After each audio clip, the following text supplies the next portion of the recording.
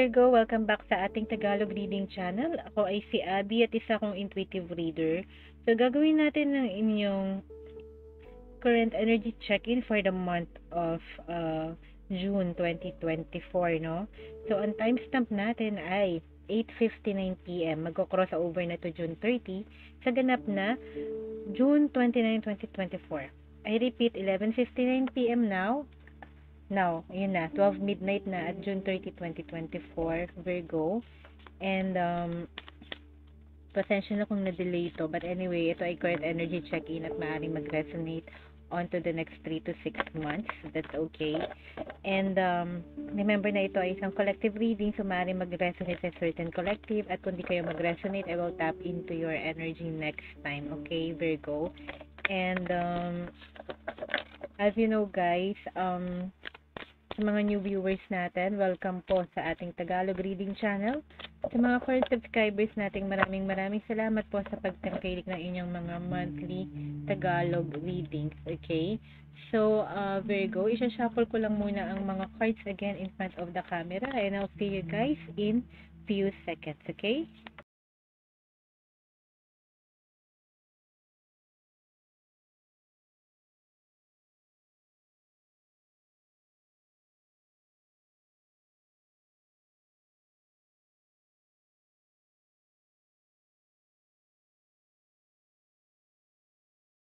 Hi Virgo, welcome again sa gagamitin natin ang inyong deck na Sacred Self-Care Oracle for this month reading. Current energy check-in to. Ang timestamp ngayon ay 12:03 PM, June 30, 2024. So, current energy check-in to as of this June all the way to the next 3 to 6 months. Okay? Pakat lang natin muna, Virgo. Into 3 ang ating cards. Okay? Okay. And then, are you ready, Virgo? One more time. Okay, pukuha tayo ng 7 cards. Okay? Okay. First card, look for fairies. So, first time na lumabas to, guys. Look for fairies daw. And then, nandyan ang burning bowl ritual. Okay. Mga first cards to, hindi pa yata ito lumabas sa ibang mga, reading so far. And then, nandyan ang dream journal. Okay. And then, nandito ang deep breathing. And then, write a gratitude list at position 5. Position 6, connect with your ancestors. And clean your space at the center. Okay? Okay, start na tayo, guys. Alright. So, sa first card nyo, Virgo, nandito ang look for fairies. So, nasa release position siya. Pag sinabi natin release position, these are the things, connection, and people na finally you need to let go or mga bagay na hinuhold back mo na dapat mo nang i-reveal or i-unleash. Okay? So, look for fairies. So, ano ba nire-represent ng fairies? So, pasensya na guys kasi I was supposed to deliver the reading last week. Pero nagkasakit ako. So, inuubo pa ako. So, pasensya na kayo kung inuubo ako sa video na to. Okay? Look for fairies, meaning, these are things na parang hinuhold back mo na finally, no, feeling ko ito yung energy na dapat mo entertain or yung thought or the feeling, no. Pag sinabi mo kasing fairies, no, may mga guides ka, no, mga spiritual beings, meron ding mga spiritual help na dumarating sa'yo na maybe for a while ini-ignore natin. Or even miracles or simple miracles, no. We don't believe sa mga miracles or magic, that's what they say, no. Pero ako, I don't really believe in magic na ginagawa natin as human being. I don't think there's such thing, but there is manifestation, diba? And miracles, okay? So, I always think na sa mundong to, there will always be scientific reason why things happen, diba? May scientific force or higher force, no? That's where papasok nga yung mga divine energy. So, maybe it's about time na baka you should start na maniwala rin, no?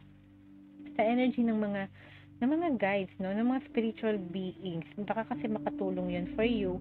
Kasi may mga taong skeptical about this. Masyado silang logical. But remember, the brain is divided sa conscious mind. Yung conscious mind mo, yan yung mga logical thinking, di ba? Mga short-term memory. Ang subconscious mind mo, most of the work, dyan nangyayari. Okay, intuition, manifestations, no?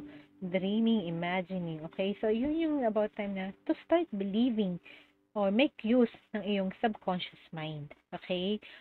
Virgo, I hope it makes sense.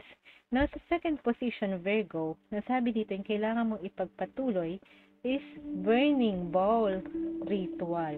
Okay? Okay, burning bowl ritual. So, hindi ko alam if you're a fan of tarot reading, maaaring spiritual person kayo, naniniwala kayo sa mga metaphysical, there's nothing wrong with that. As long yung belief system natin, wala tayong inaapakang ibang tao or nahaharm, diba? As long as it's good for us and for the people around us. So, burning bowl ritual, no? Has something to do with, na kailangan mong ipagpatuloy. If you're doing your ritual, no? Sinabi dito, continue doing it. Okay? Maaari rin, maybe nagbo-burn kayo ng mga energies that you don't want, di ba? It's a ritual. Or maybe you're burning leaf, burning incense, it's a ritual. Pag nagpe-pray kayo or pag nagma-manifest kayo, you're burning candle. Pag nagpe-pray tayo, nagdadavina, we're burning candle. It is a ritual, okay? Spiritual ritual. So, continue doing that kasi there's some sort of parang energy that you can draw from that, no? Meron tayong lakas na maaaring makuha doon. Spiritual na lakas and hope and faith. Okay? Now, sa third card mo sa iyong manifestation position, dream journal. Okay, ang manifestation, like I said, no, yung subconscious mind mo, nandiyan ang dreaming. No, maybe if you want to, you can remember yung dream mo, and then you can journal your dream, di ba? You can write down yung mga napapanaginipan mo kasi it could mean something. Maaari din na yung mga manifestation mo, magsimula yan sa mga bagay na napapanaginipan mo. So, be careful, no? Consciously then make an effort, no? Bago ka matulog, what do you want to take with you pag natutulog ka? Kasi yung last 5 minutes mo na inaantok ka, yung mga feelings and thoughts na yun ang mabibring in sa panaginip sa iyong subconscious mind. So, make sure, no, na it's something good kasi yan yung mapipicture out sa reality mo eventually. Alright? Okay. So, I hope it's making sense, no, Virgo? Now, sa fourth position, meron tayong deep breathing, Virgo. External energy to. So, maaari na, under circumstances, no, na maaaring maglagay sa'yo sa state of parang kailangan mo na mag-meditate, mag-relax. Deep breathe in. Okay, hold your breath and breathe out. Okay?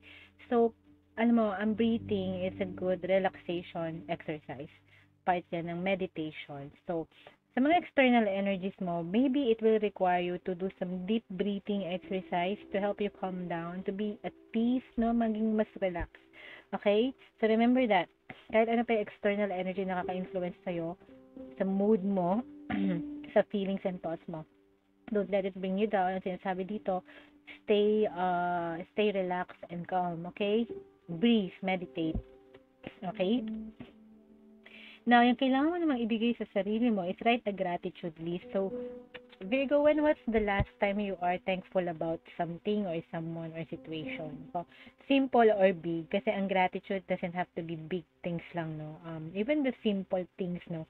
Small things, saka yung mga intangible or hindi nasusukat, doesn't have to be money, doesn't have to be luxury, doesn't have to be material things, no?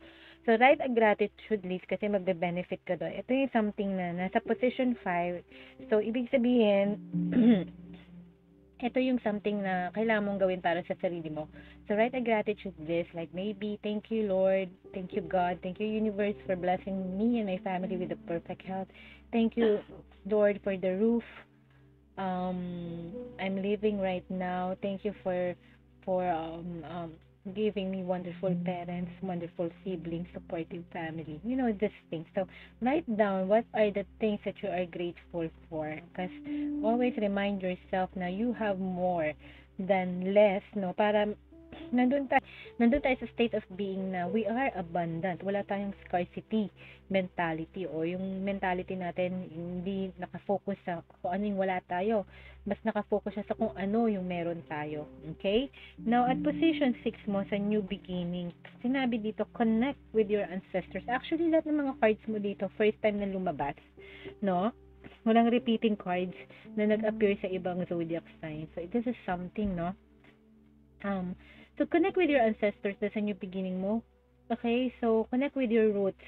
I don't know, maybe you were lost at one point in your life, no, na parang you felt alone, you felt abandoned, but it's not the case, no. Sa new beginnings mo, your new beginnings will start the moment na you know how to look back, you know how to appreciate the connections you had in the past, yung mga old memories mo. Kasi connect with your ancestors, no? You could be looking back, reminiscing old friends, old people, old family members. You could also be literally reconnecting with them. And doon mag-umpisa yung new beginnings mo, maaari ding reconciliation. Okay? Virgo? Now, at the center, meron tayong clean your space. Ito yung mga bagay na kailangan mong matutunan or hindi pa natututunan. When was the last time you clean your space? Clean your space doesn't mean physical, talagang literal na clean. Maaaring ganun din, clutter, declutter. Could also be yung energy sa bahay, yung energy mo. Maybe it's about time to detox. Maybe it's about time na mag-cleanse ka. Spiritually, maglagay ka ng salt, sea salt, no, sa corners ng bahay mo. Maaari rin mag-incenso ka. Maaari ding do this ritual, mga sound cleansing para ma-free of negative energy yung bahay, no, yung kwarto, yung space, sacred space mo. Okay, so cleaning daw, clean your space, maybe also something to with cleaning the aura, no, make sure na it's positive aura na pumapasok sa bahay at sinasaboy o tinataboy natin yung mga negative energies sa buhay natin, sa space natin. Okay, so sana Virgo nag-resonate kayo sa inyong reading, natapos ang reading na to sa ganap na June 30, 2024, 12:13 a.m. Okay, so if it doesn't resonate with you, I will tap into your energy next time, Virgo. Take care, Virgo. God bless, and mahal ko kayo. Bye!